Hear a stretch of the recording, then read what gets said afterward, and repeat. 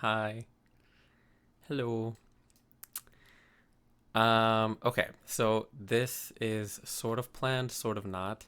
I was really going to like the original plan was to obviously do a music live stream as I do.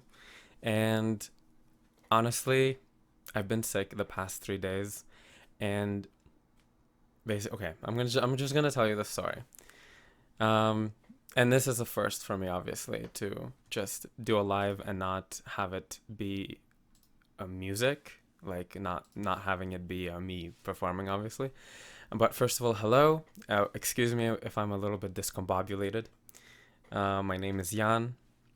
Welcome to my page. So I originally wanted this to be a live performance live, like I've been doing. Not for too long, granted. I've only done it like 3 times. But the last time, if you saw it, there were some quality issues, and I fixed it. Like I got help and I figured it out. Hopefully, there are no quality problems today. And I was really excited for Monday because I figured every Monday I'll do a live performance, little show here on Facebook. But then what happened is on Sunday I went on a hike and it was warm, even though it's clearly fall. And I wore shorts and a t-shirt, and sure enough, I spent the next 3 days with fever and all the coronavirus symptoms, basically, like sore throat, except coughing. Thankfully, I didn't have coughing. Sore throat, fever, chills, and I really got a coronavirus scare. Like I went and got tested, which was really unpleasant and way more painful than I thought it would be. But obviously, like if you have symptoms, you should go and do it. I will definitely do it again if I ever experience the symptoms again. It came back negative, so that's the good news. But unfortunately, I still have sore throat. Like every time I swallow, it hurts. So as much as I wanted to wake up today, feeling totally fine and ready to sing, I'm like, I know I can't. Like I can barely talk. I've eaten probably 5 halls today. So, moral of the story: even if it's warm in the autumn, in the fall, don't wear. Short season was over 2 weeks ago, is what I'm trying to say. Anyways, um, so I figured instead of doing singing for you guys, I'll just do a chat and I'll actually do a live view of my recent music video for Guilty, and I'll tell you some stories about it, how it was made, some insights and cool stuff. If you haven't watched it, that's the perfect opportunity. We can watch it together. And yeah, so the song, just a bit of a back story. Like the song is called Guilty. It's track number 7 from my album that is conveniently placed on my pillow over there, which is called Are There Any Rules? Available everywhere. Um, and the song is about kind of ridding yourself of feelings of guilt in the face of a damaging family relationship. But you know, the lyrics are not too specific to that, I think at least, and so it's I think applicable to a lot of different relationships and different situations in life. So that being said, let's watch the video. Okay, I'm gonna pause right here. I just have to say this, that little bit with the those like really rapidly changing scenes, that was probably the very first visual that I had in my head when I was coming up for the story. Before I had anything else in my mind, that was it. Those very rapidly changing short scenes that would be fragments of things that happen later in the video. Just kind of a foreshadowing.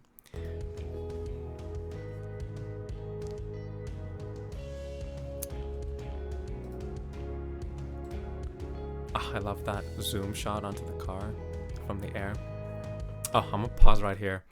The getting out of the car, like, seems like not a big deal, right? But it was hot on that day, okay? And when I say hot, I mean not the kind of day that you want to be wearing jeans and like being out in the field doing stuff. Like, it was very hot. I think it was 38 degrees. And which is coincidentally the temperature that I had 2 days ago, thinking that I had COVID. Anyways, um, like I'm obviously, like, the shooting this video was absolutely fun, but I remember very, very vividly that, this was very early on. Like, we shot the video very sequentially, and that bit of getting out of the car, we did like maybe 8 times, and just like getting in and out, like getting as many takes as possible with the amount of time that we had. And I remember like getting back into the car, turning it off, turning it on. No, sorry, because I had to drive in, right? So drive it in, turn it off, get out, get back in, drive out, drive back into the driveway, and do all of that. And I just, oh my God, it was so hot, and there was dust everywhere, and I was just sweating. And there was a moment that I was like, yo, this is just the beginning. Like, we didn't even like get into the house yet. Oh yeah, there's a house. If you didn't see the video, like, you haven't seen it yet, but the objective is to eventually get into a house. And it's like, this was the beginning of the day, and I was already like, wow, this is gonna be a long day. Anyways, I'm sorry, this is way too long. Let's just keep watching.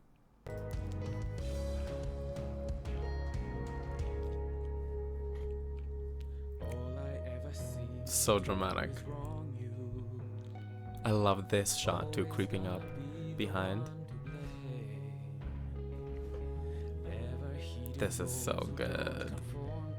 I'm like fanning over my own video, but honestly, I'm just like still very, very happy with how it turned out.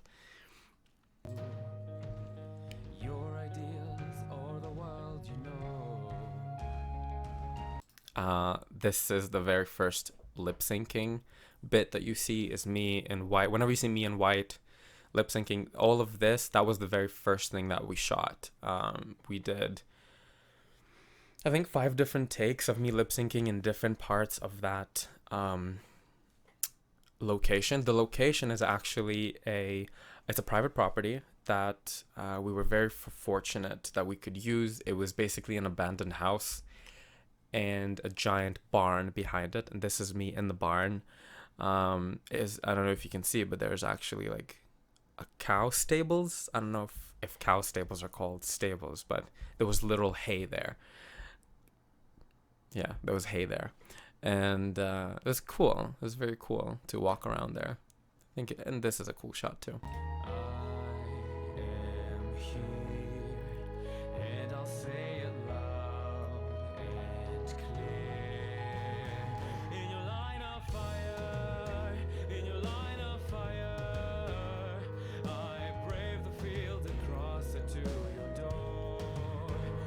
There we go. Okay, so I'm gonna pause right here. So the concept of this video is like the house, the dilapidated house that you see, serves as a metaphor for the broken and damaged beyond repair relationship. And me, like the character that you see in the clip, I'm gonna speak about him in third person, but he is forced to sort of against his will to face and kind of be exposed to, no, that's a weird way to put it, but he keeps going back in his mind to that broken relationship, and inside he gets sort of attacked by these red bombs, and the red bombs are a metaphor for feelings of guilt. Yeah.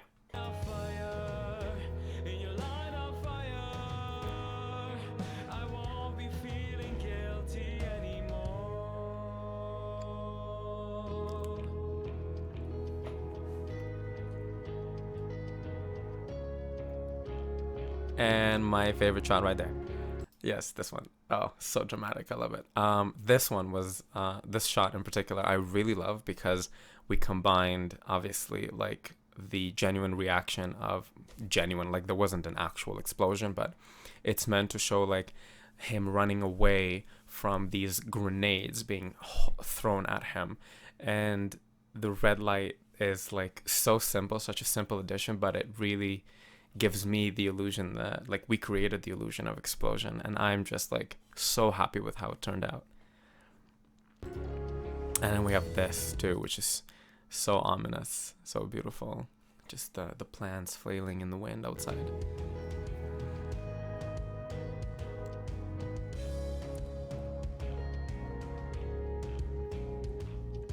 Can't you see that I'm not here to serve you? Can't you see that I am here for me? Lose your mind whenever I defy you. I am not the child who lived in fear.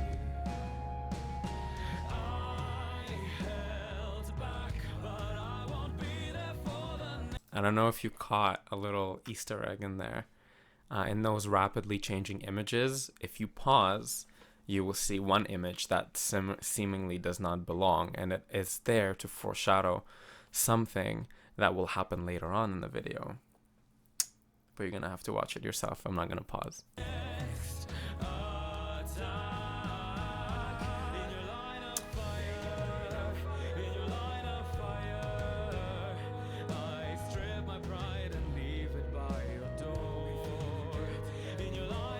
Yeah, that house was just like a very fortunate find. So I'll tell you a story actually about the location. Sorry, my throat is like really acting up. It's good that I decided not to sing because it is really hurting. Anyways, so originally, the filmmakers that I worked with, Brian and Andre, when we started discussing the concept of this video, they suggested that we use this abandoned mill on the in this little town just outside of Toronto, and I went to that mill. And the thing with that mill is that it was surrounded by a fence, but the fence had a hole in it. And I went there with my friend, who's also named Brian, and Brian actually did my makeup for this video. So Brian and I went to that mill to check it out, and it was really like this giant, also dilapidated building, but obviously it was a factory, so it was huge and this giant space and like exposed brick, and and I really kind of built the story of the music video with that building in mind. I'm just gonna pause and say hello to Gulan, bonsoir. Hi, Shauna. Hope I'm pronouncing your name right. And Veronique. Hi. Thank you guys for being here. So completely, the music video of the story of it, I completely built with that dilapidated factory in mind. But then like literally 5 days before we were gonna shoot, Brian and Andre, my videographers, told me that that hole in the fence got fixed up, and this abandoned factory being a private location, you can't just like enter it anymore. So I lost my mind for a second, but then I contacted the actual town of the where that mill was located, and I said, like, what do I need to do to use the mill? And they were like, well, it's actually privately owned. It's not owned by the town, so you have to find the owner and ask permission. And I was like, how am I gonna do that? It turned out really way simpler than I thought. It took me literally 40 seconds. I just looked it up and I found a BuzzFeed article, and it just so happened that they mentioned exactly who owns this mill, because this mill is a very popular attraction for photographers and videographers, because it's so visually appealing. A lot of photographers go there. So there was an article about it, and they said who owns it. Anyways, this is like taking too long, I think. I don't know if I'm being totally boring, but that's the story. So I called this group, this real estate group that owns the thing, the factory, and I was like, hey, like, I am this, I'm an independent artist from Toronto, and I want to do a music video, and I was just wondering, like, how if I may access this factory. Or this, you can't even call it a factory anymore because it's literally just a shell of a building. It's not like there's no equipment, it's just a shell of a building. And they very politely told me to go myself. Basically, completely rejected me. So it was like a complete hard no because of liability and whatever. So, and this is like at this point, this is like 4 days before we're shooting. And, you know, like a lot of arrangements were made. And by a lot of arrangements, I mean, we all agreed that we're available on this date. But still, like I wanted it to happen. So luckily, Brian and Andre, my videographer, said, well, we happen to know of this house that's abandoned. It's way farther, but it may work for you. So I was like, okay, like at this point I'm pretty desperate, like let's go check it out. And I drove out there, and it was literally like it's the house that we used in the video. It's an abandoned house. It's a privately owned as well, but this time the owner was gracious enough to allow us to use it. Don't remember his name, unfortunately, but he was very kind. And yeah, so that's how it happened. And I remember very, very clearly that night I came back home, and I sort of, I decided that we are going to go with the house, and I had to tailor the story. And in a moment, it clicked that the house should serve metaphorically as a metaphor for the broken relationship. And I keep coming back to it. And then we have the red bombs that metaphorically serve as feelings of guilt and yada, yada, yada. Hi, Julie. I've been to England. I loved it there. Greetings from Canada. Hope you're doing well. Yeah, so that's basically the story of how we came to use the house. And probably let's just keep watching.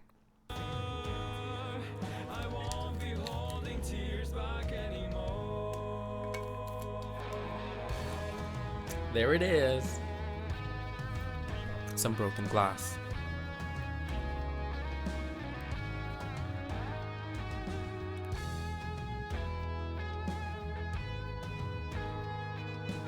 Destruction. I love this shot too. And then blackout.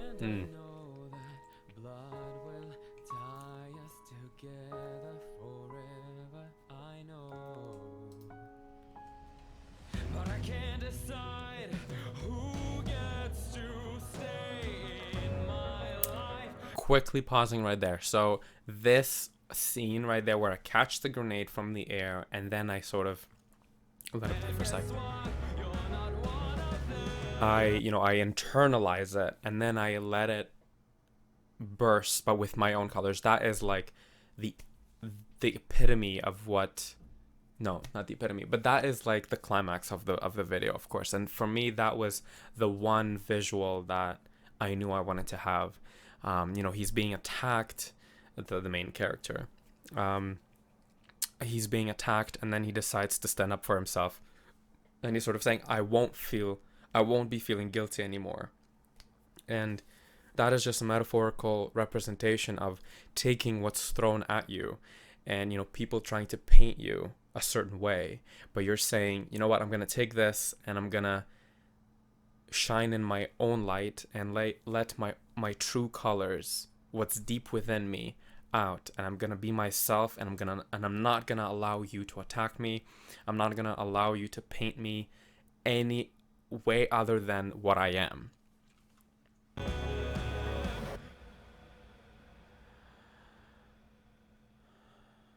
In your line of fire, in your line of fire. Yes, and this is the makeup that my friend Brian, the same one that I went to check out the factory with, he did this makeup. Completely like blows my mind every time I see it. Yes, those grenades were hot, but it just added to the excitement, like holding them in your hands as they're exploding.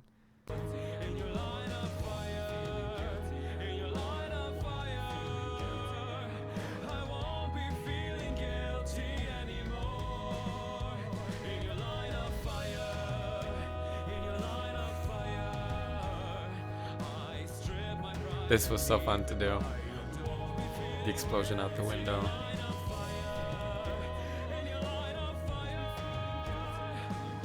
And then this. Yeah, this was a single take. So fun to do. Turned out so great.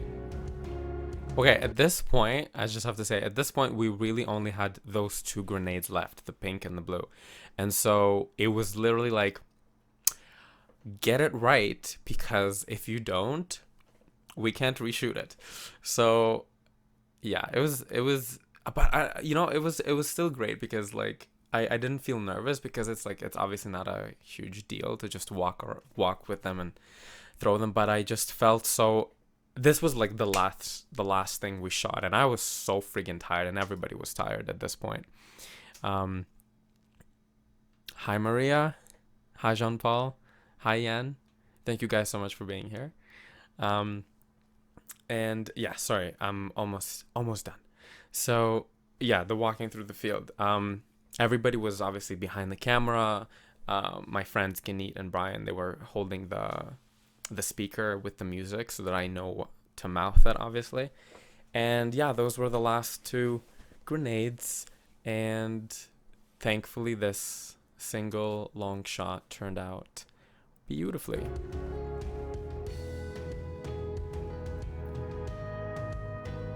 Never felt so badass.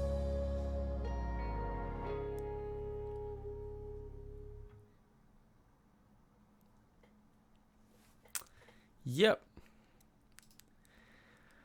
And that's it. That's the music video for Guilty. Hi, Chloe. Wow, I've been going for 23 minutes. I think this is my longest Facebook live stream.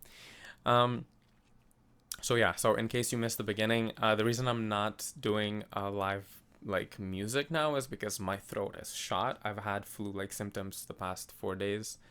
Well, I've had it. It was worse like 2 days ago. Now it's just a sore throat. I did a COVID test. I'm fine. But this was actually fun. Just telling you guys about the video. Let me remove this. Yeah. So I hope you liked it, and in general, my hope is that I am able to do a regular sort of live performance every Monday. I couldn't do it this Monday, obviously because I was very sick, and then I thought I'd do it Tuesday, but I was still sick, or Wednesday, and then today I woke up still sore throat. So you got a breakdown for my music video.